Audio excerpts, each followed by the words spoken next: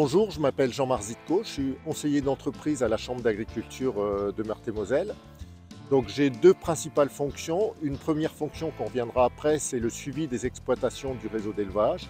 Et la seconde fonction, c'est du conseil d'entreprise sur les exploitations laitières.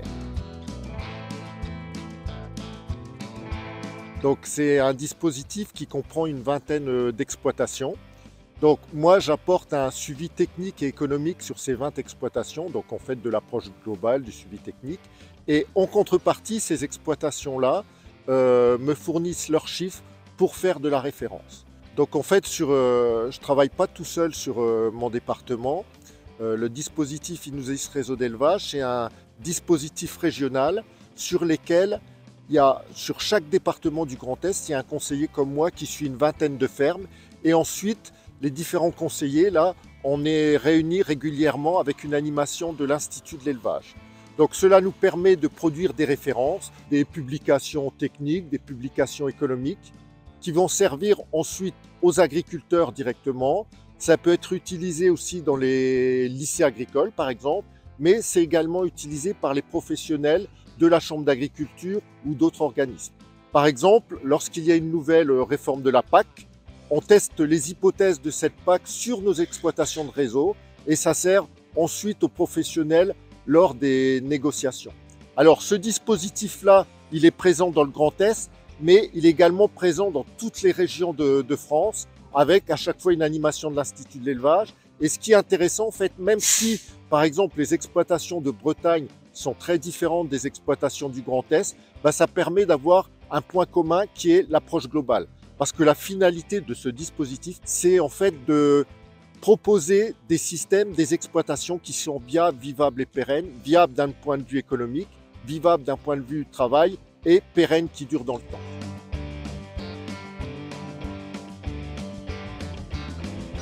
Alors dans le cadre du dispositif Inusis Réseau d'élevage, avec mes autres collègues, on a décidé cette année, en 2023, de faire un focus sur les robots de traite. Donc dans un premier temps, on a essayé de rassembler toutes les références techniques qu'on avait sur ce sujet et ensuite on a simulé les impacts techniques et économiques de la mise en place d'un robot de traite sur une exploitation. Parce que souvent les agriculteurs, quand ils commandent un robot de traite, ils pensent qu'ils vont juste avoir les annuités à rembourser. Alors que ce n'est pas tout à fait ça. Si vous mettez un robot de traite sur une exploitation, ça va avoir des impacts sur le système fourrager, ça va avoir bien sûr des impacts sur la distribution des concentrés, mais il va y avoir aussi des frais annexes, des frais de maintenance, une augmentation de l'eau, de l'électricité, etc. Et surtout, et c'est pour ça que les agriculteurs investissent dans les robots de traite, ça va avoir un impact au niveau du fonctionnement du travail sur l'exploitation.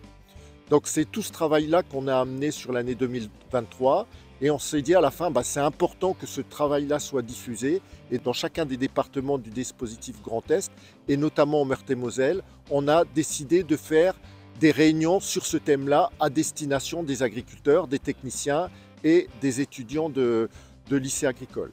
Donc en Meurthe-et-Moselle, on a décidé de faire 3 réunions, une sur le secteur de Briey, une sur le secteur de Vézelise et enfin une sur le secteur de Baccarat.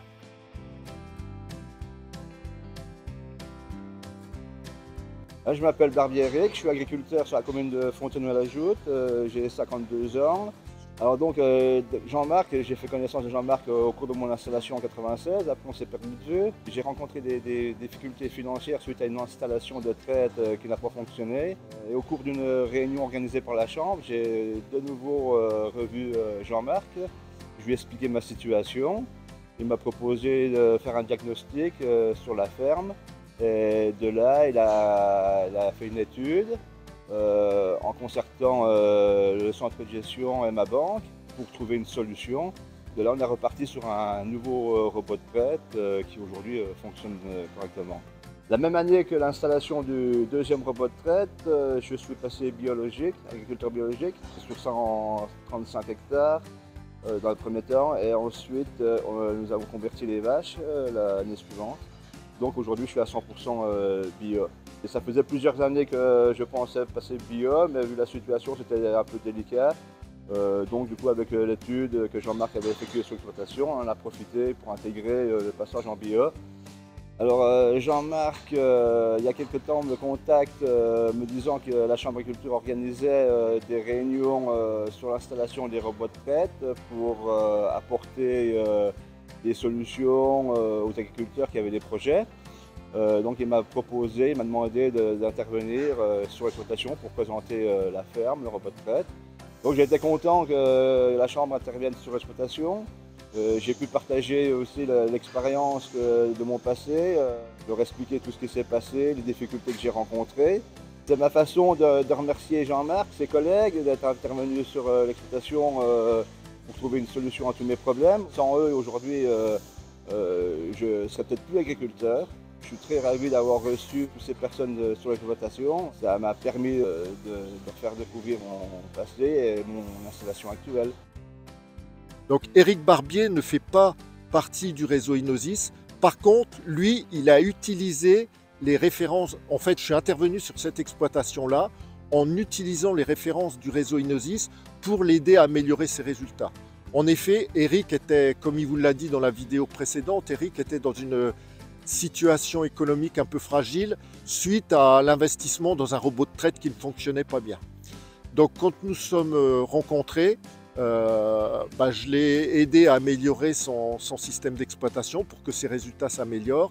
Et surtout, on a réussi à convaincre la banque d'étaler sa dette et de lui permettre d'acheter un nouveau robot de traite qui fonctionnait mieux. Voilà, à partir de ça, on a suivi sur plusieurs années Éric. En même temps, on a fait une étude de conversion à l'agriculture biologique. Et tout cet accompagnement-là a été financé dans le cadre du dispositif Réagir. Donc aujourd'hui, comme Éric vous l'a dit, il est dans une situation plus confortable.